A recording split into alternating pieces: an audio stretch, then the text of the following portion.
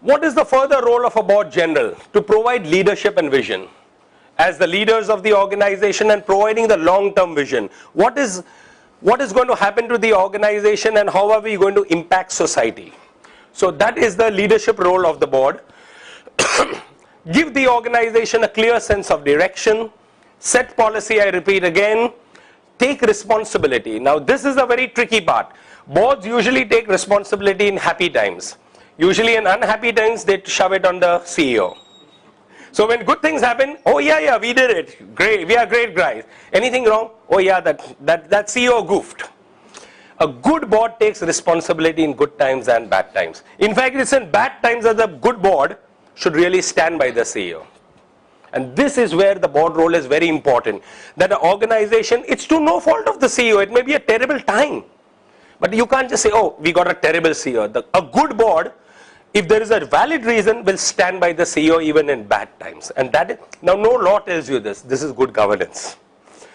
Hold the organization together to keep the integrity of the organization and to motivate staff. Now, often people tell me, isn't motivating staff the CEO's job? Now, why do I bring something like this in?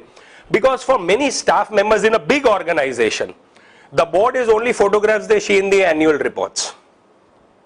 For them, a board member, yeah, I saw the photograph in this time's annual report. They have never met the board member.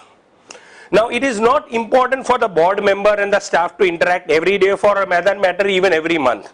But once a year at least, you could have and I've seen this from my own experience on international boards that I serve, that at least once a year when the board meeting, I attend about 4 board meetings of a certain international organization. I don't meet the staff every time, but once a year there is such a meeting where all the staff gets an opportunity to have lunch or dinner with the board.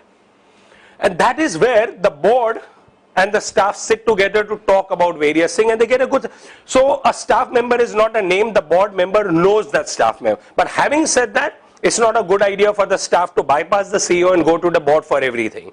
That also is not a good desirable practice. But having said that, why am I putting motivating staff? I meant is this, that you should not be just a photograph for your staff. There must be some mechanism by which the board and the staff know each other at some level. Further, to mobilize resources. Oftentimes, resources meaning human resources and financial. And oftentimes the board says, fundraising is not my job. Internationally, for every board member, there is the rule of the 3 Gs, as they call it. The 3 Gs.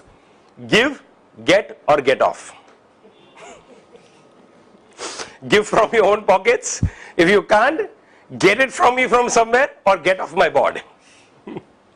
So mobilizing resources is that important board role. So it's all right if you can't give, you can always get it. And if you can't do either, then get off the board. So mobilizing resources, and both human and financial, to get more good human resource in the organ, it's important board role. But many say, oh no, I'm a chartered accountant, I am here to give my financial advice. Resource mobilization, not my job.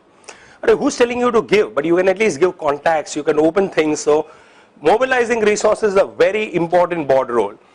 Build and nurture an ethical, sensitive, motivated and responsible team. Somebody talked of ethics and I'm good. And ethics begins here. I have often seen that it is always a top-down approach. If the board is ethical, everything down is in. If this is unethical, everything down is rotten. Most cases, 99% of the case. So integrity, ethics, sensitivity, everything begins here and continues hopefully down. But this is where the leadership starts. Discourage exaggerated or misleading claims. Oftentimes the staff or the CEO may put in the annual report a lot of exaggeration or even sometimes slightly. This is where an independent board which is not remunerated can play that balancing role. Because they have no financial stake in this. Why should they exaggerate anything or why should they put anything misleading? And that is why an unremunerated board is the best.